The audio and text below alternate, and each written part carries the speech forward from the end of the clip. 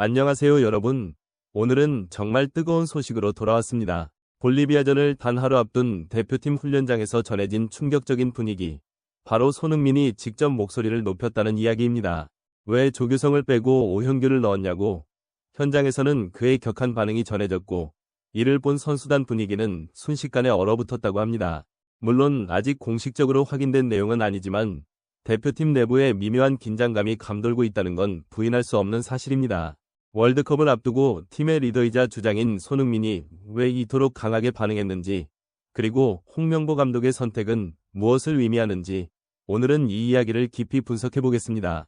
대표팀 명단이 공개되자마자 팬들 사이에서는 즉각적인 반응이 터져나왔습니다. 특히 최전방 공격수 라인에서 조규성이 빠지고 오형규가 포함된 점은 논란의 중심이었습니다. 조규성은 카타르 월드컵 이후 부상으로 오랜 공백을 가졌지만 최근 덴마크 리그에서 부활하며 다시 대표팀 유니폼을 입을 자격을 증명했습니다.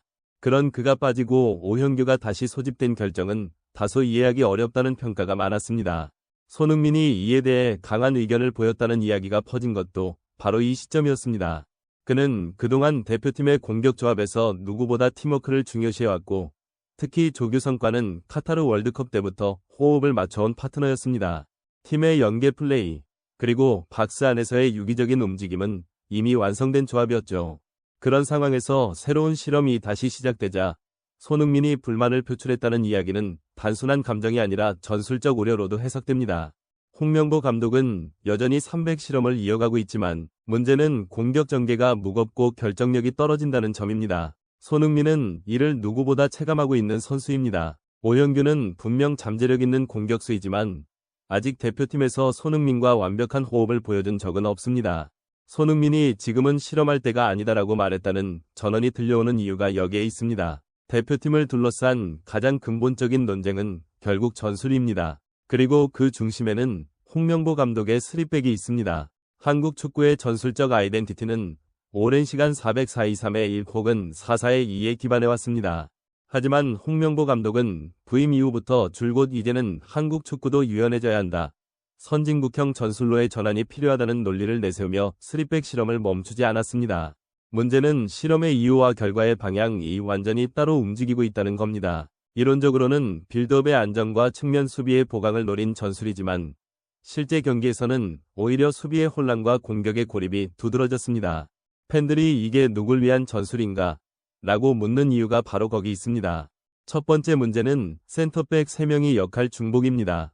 홍 감독은 김민재를 중심으로 좌우에 정승현과 권경원 혹은 박지수를 배치하는 형태를 선호하지만 3명 모두 수비 성향이 강한 선수들입니다. 빌드업 단계에서 볼 전개가 느리고 볼을 소유하고도 전진 패스를 내보내지 못하는 장면이 자주 나옵니다.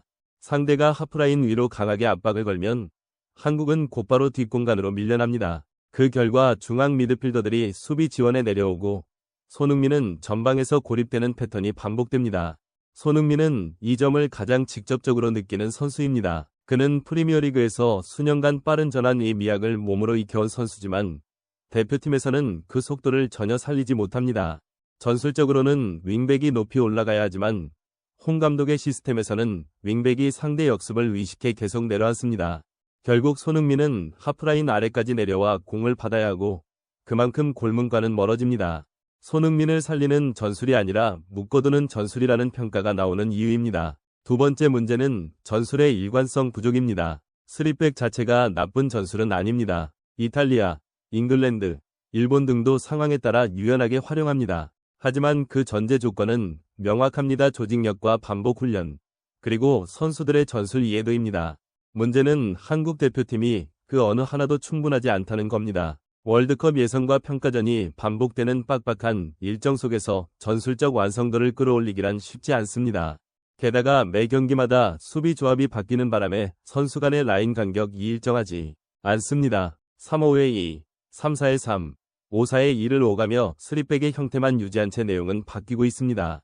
이런 불안정한 틀 속에서 공격수들은 매 경기 새로운 전개 방식에 적응해야 하는 악순환에 빠졌습니다.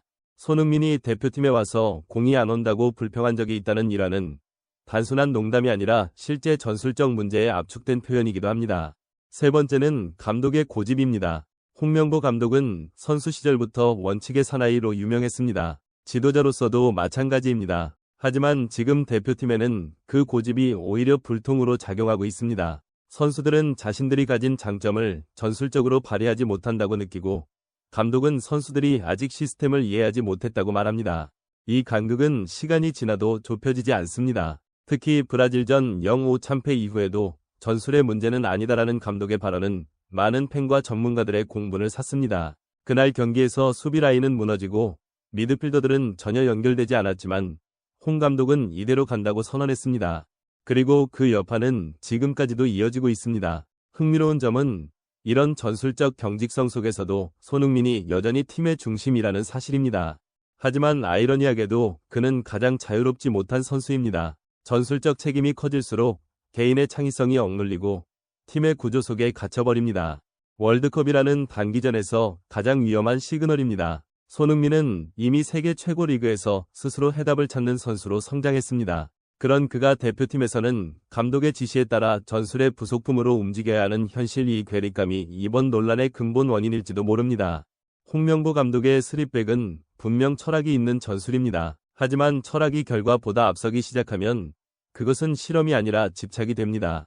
선수들이 믿고 따르는 시스템이라면 고집이 미덕이 될 수 있습니다. 그러나 지금처럼 결과도 내용도 설득력도 없는 상태에서의 고집은 리스크입니다. 팬들은 이제 전술의 문제가 아니라 지도자의 판단력을 묻기 시작했습니다. 대표팀 분위기는 현재 어느 때보다 무겁습니다. 볼리비아전을 하루 앞둔 시점에서 이런 갈등이 불거졌다는 건 결코 좋은 신호가 아닙니다. 특히 볼리비아는 피파 랭킹 76위로 객관적인 전력 차이가 크기 때문에 오히려 선수단에게는 부담 없는 승리를 기대하는 경기였습니다. 하지만 내부가 흔들리면 약팀도 강적으로 보이기 마련입니다. 최근 훈련에서도 손흥민은 다소 표정이 굳어 있었다는 현장 관계자의 이야기가 전해졌습니다. 반면 홍명보 감독은 아무 말 없이 묵묵히 훈련을 이어갔고 코칭 스태프 역시 별다른 설명 없이 분위기를 수습하려 했습니다. 하지만 이런 침묵은 오히려 선수단의 불안감을 키웠다는 평가가 많습니다. 리더십의 공백, 감독과 선수의 거리감, 이런 말들이 들려오기 시작한 순간 이미 분위기는 흔들리고 있는 겁니다. 물론 현재 전해지는 내용 중 상당수는 확인되지 않은 이야기입니다. 손흥민이 실제로 목소리를 높였는지 혹은 단순한 의견 전달이었는지는 명확하지 않습니다. 하지만 중요한 건 그만큼 대표팀 내부 분위기가 예민하고 지금의 전술과 선발에 대한 불신이 쌓이고 있다는 사실입니다.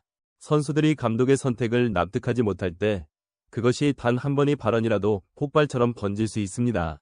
개인적으로 저는 이 상황을 단순한 갈등으로 보기보다 대표팀이 새로운 방향을 모색하는 과정의 진통으로 보고 싶습니다. 손흥민은 언제나 팀의 승리를 위해 움직여왔고 홍명보 감독 역시 한국 축구의 철학을 세우려는 감독입니다. 둘 다 진심이기에 부딪히는 것이고 그 충돌이 결과적으로 더 단단한 팀을 만들 수도 있다고 믿습니다. 하지만 전술의 유연함, 그리고 선수와 감독 사이의 신뢰 회복은 반드시 필요합니다. 그것이 없으면 월드컵 무대에서 또다시 같은 문제를 마주할 것입니다. 볼리비아전은 단순한 평가전이 아닙니다. 월드컵으로 가는 과정에서 팀의 정신력과 내부 결속을 시험하는 무대가 될 것입니다. 손흥민과 홍명보 감독이 어떤 선택을 내리느냐에 따라 이번 대표팀의 향후 1년이 결정될지도 모릅니다.